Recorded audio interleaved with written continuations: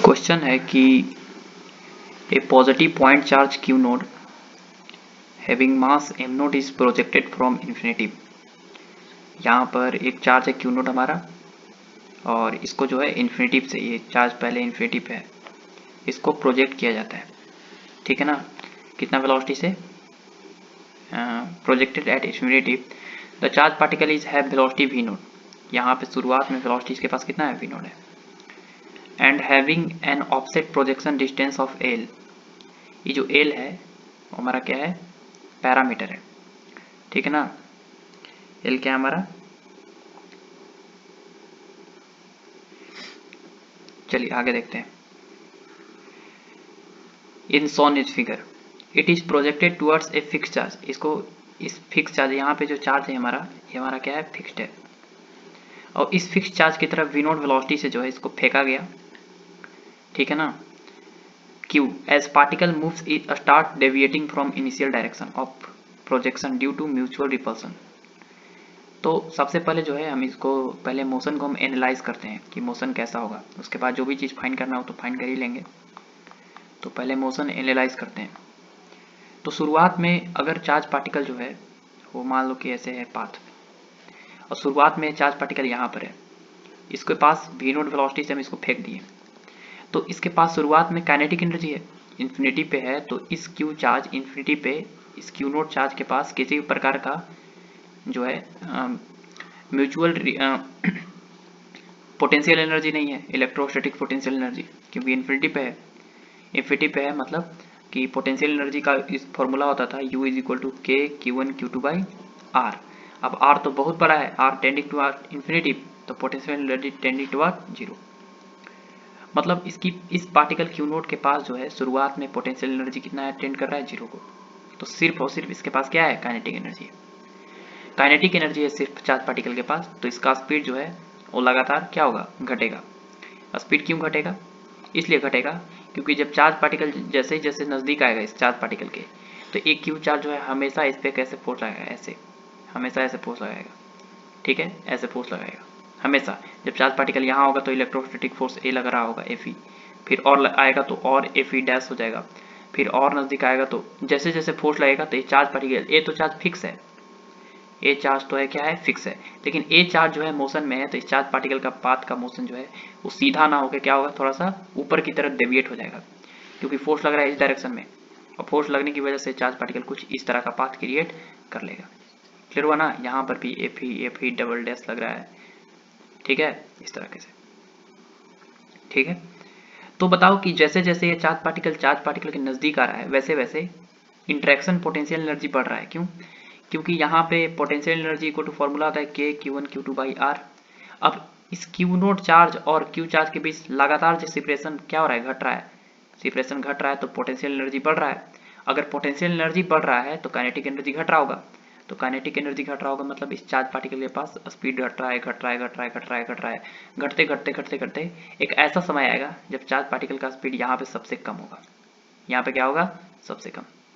यहाँ पे वेलोसिटी ऐसे होगा v, और v होगा, और इस Q नोट चार्ज और Q को ज्वाइन करने वाला जो लाइन होगा उस समय सेपरेशन क्या होगा, सबसे मिनिमम होगा, सेपरेशन क्या होगा, मिनिमम।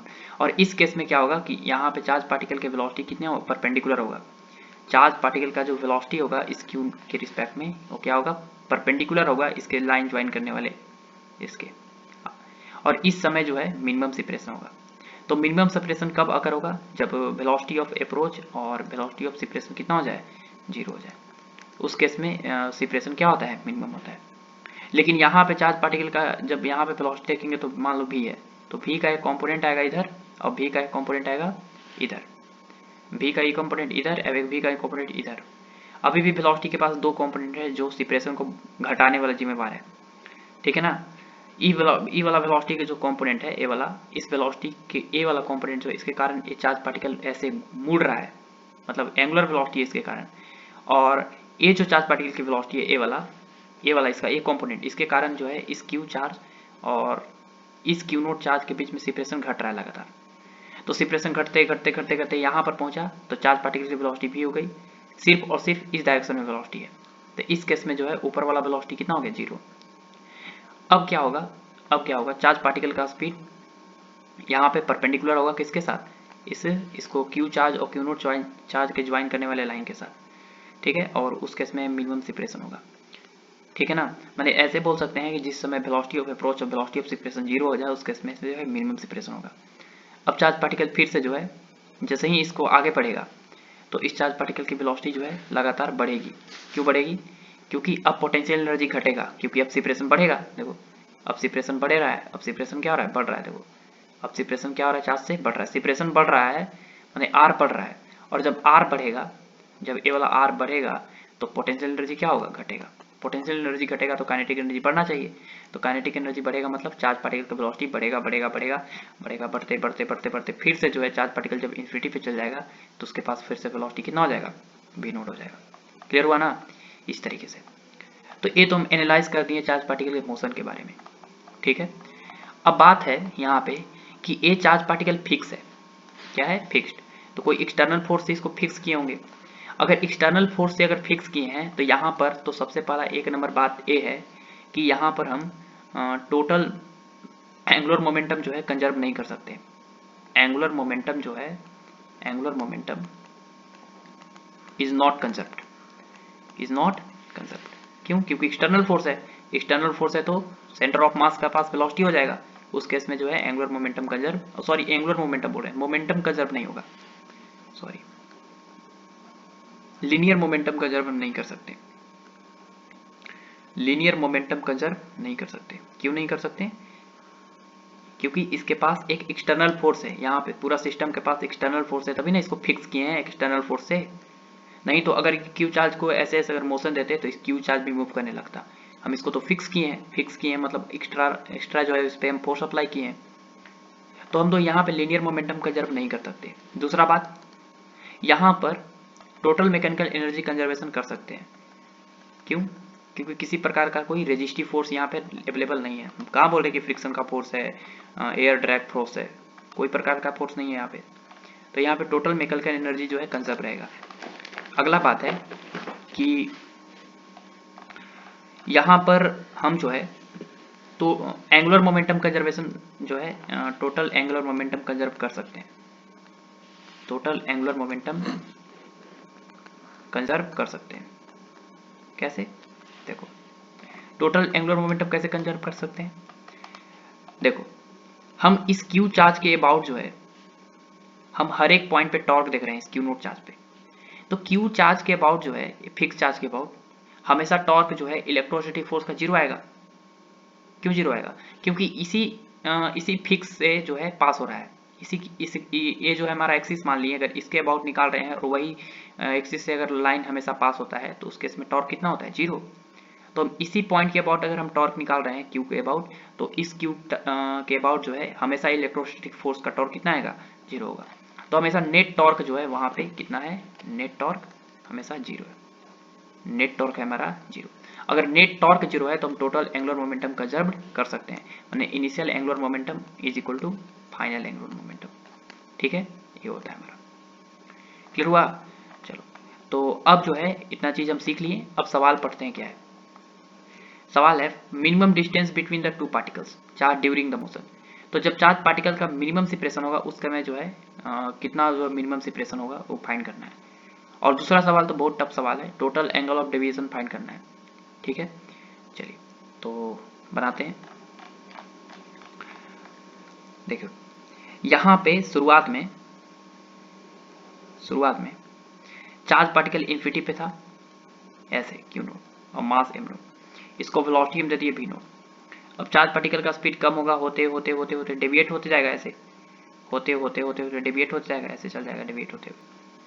अब यहाँ पे चार्ज फिक्स था क्यू, अब डेविएट हो गया तो इस समय जो है मान लो कि इस समय जो है चार्ज पार्टिकल के पास वेलोसिटी सिर्फ और सिर्फ इस डायरेक्शन में है, जो इस क्यू नोट चार्ज और क्यू को ज्वाइन करने वाले लाइन के क्या है, परपेंडिकुलर है, परपेंडिकुलर है। उस केस में सेपरेशन क्या होता है, मिनिमम। यहाँ पे किसी प्रकार का वेलोसिटी ऑफ अप्रोच या वेलोसिटी ऑफ सेपरेशन कितना है, जीरो है। किसके रिस्पेक्ट में, इस क्यू चार्ज के रिस्पेक्ट में, ठीक है। और शुरुआत में इसके बीच सेपरेशन कितना था, एल नोट था, एल था, एल था, ठीक है ना, एल था। सेपरेशन शुरुआत में कितना था, एल था, ठीक है। चलिए अब यहाँ पर जो है यहाँ पे हम आर मीन फाइंड करना चाहते हैं, मिनिमम स्पीड। तो मिनिमम स्पीड फाइंड करना चाहते हैं तो ये भी हमको नहीं पता यहाँ पे भी कितना है। तो सबसे पहले हम यहाँ पर total angular momentum conservation theorem apply करते हैं। टोटल एंगुलर मोमेंटम कंजर्व कर सकते हैं कैसे? टोटल एंगुलर मोमेंटम कैसे कंजर्व कर सकते हैं? क्योंकि नेट टॉर्क कितना है, 0 है उस फिक्स चार्ज के अबाउ। तो यहाँ पे क्यू चार्ज फिक्स है तो नेट टॉर्क 0 होना चाहिए। नेट टॉर्क 0 होना चाहिए मतलब कि शुरुआत में angular momentum equal to final angular momentum. शुरुआत में एंगुलर मोमेंटम कितना है क्यू नोट चार्ज के पास? शुरुआत में है charge equal to angular momentum का फॉर्मूला था m v r sine theta. तो एम है कितना, एम नोड, भी है बी नोड, और इस चार्ज इस पॉइंट के अबाउट में निकाल रहे हैं तो इसका सेपरेशन जो शुरुआत में कितना था, एल है। तो इनिशियल एंगुलर मोमेंटम है एम भी m naught v naught r, r के जगह पे एल साइन थीटा। तो साइन वेलोसिटी और आर के बीच में एंगल 90 डिग्री है, is equal to final angular momentum. Final angular momentum कितना है?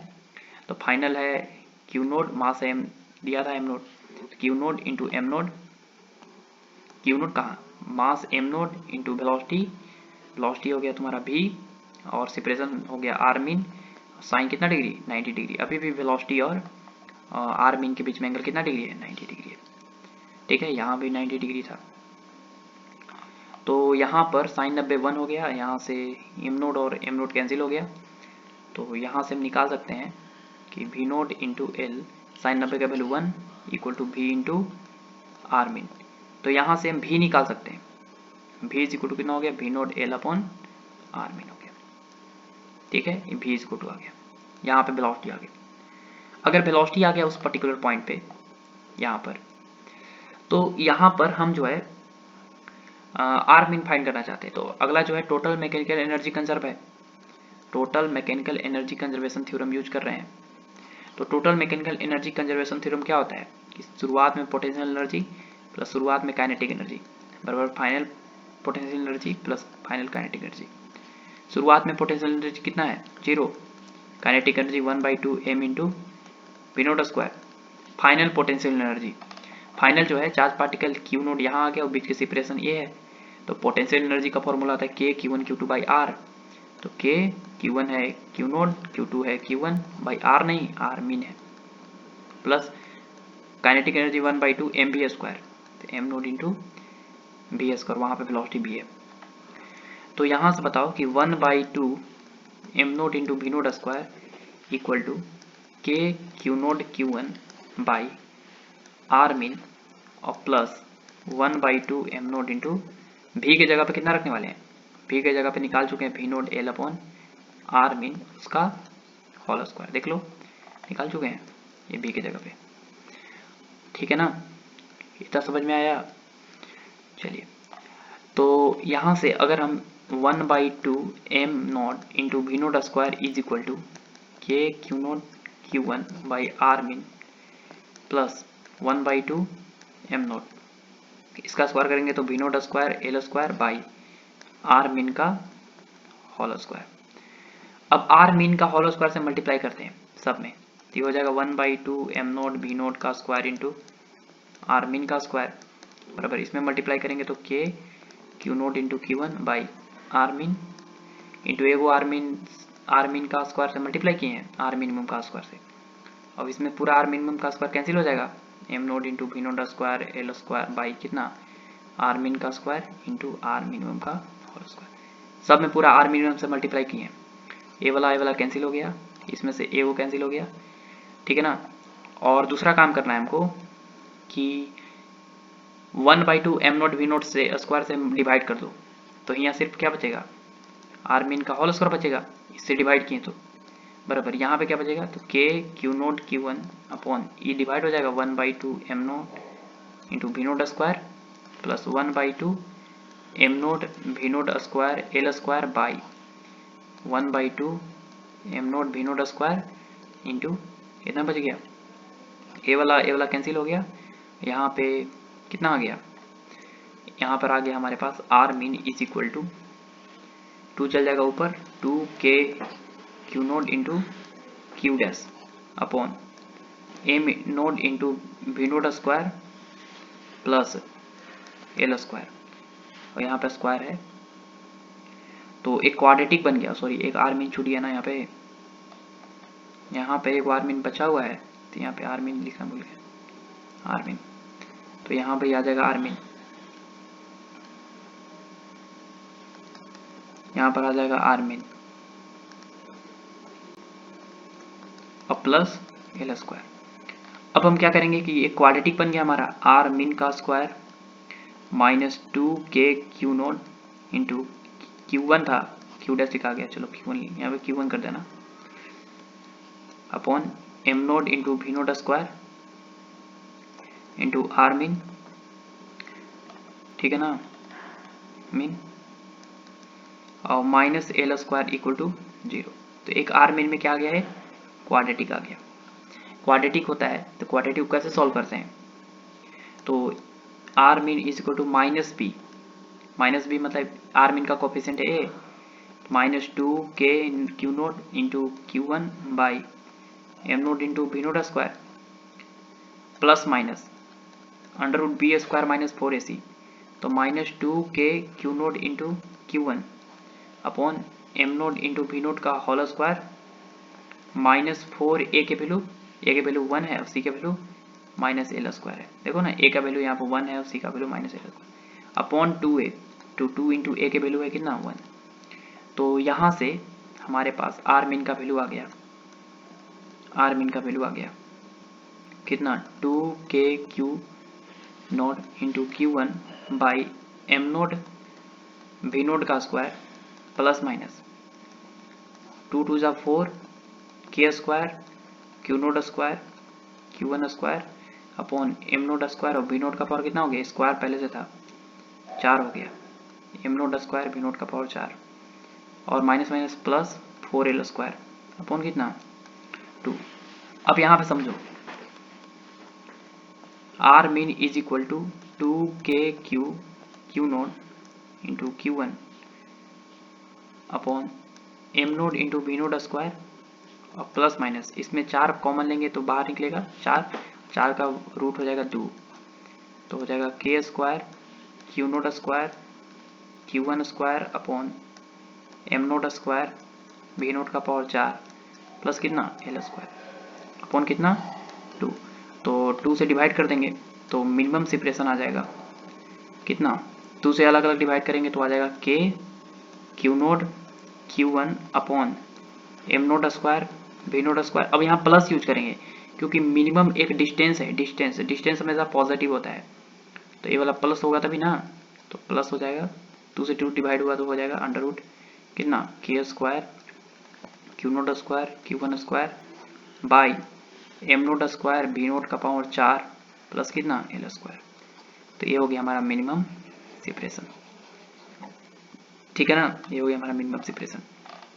कोई बोल दे कि इस पर्टिकुलर पॉइंट पे जो है, इस पर्टिकुलर पॉइंट पे वेलोसिटी कितना होगा, वेलोसिटी भी निकाल सकते हैं। देखो वेलोसिटी होगा v naught L by are mean, तो v is two we naught L by are mean कितना निकालें, आर मीन निकाल दिए कितना, आर मिनिमम निकालें कितना निकालें k Q naught Q1 by M naught v note square, ठीक है ना, ये निकालें under root k Q naught. अच्छा यहाँ पे क्यों लिख रहे हैं, बार बार नीचे जाना पड़ेगा, R V is equal to we naught L upon are mean है, v इज इक्वल टू है V naught L upon are mean, तो यहाँ पे रख दो V naught L upon are mean की जगह पे, तो V naught L upon are mean की जगह पे रख देते हैं k Q naught Q1 upon M note into we note square plus under root k square q naught square Q square upon M naught square we naught के power 4 plus L square. तो ये हो गया हमारा velocity उस particular point पे। Clear हुआ? ठीक है, चलिए तो अगला सवाल जो है इसका अगला सवाल जो है वो हम जो है अगले वीडियो में करने वाले हैं। ठीक है, चलिए तो ऑल द बेस्ट।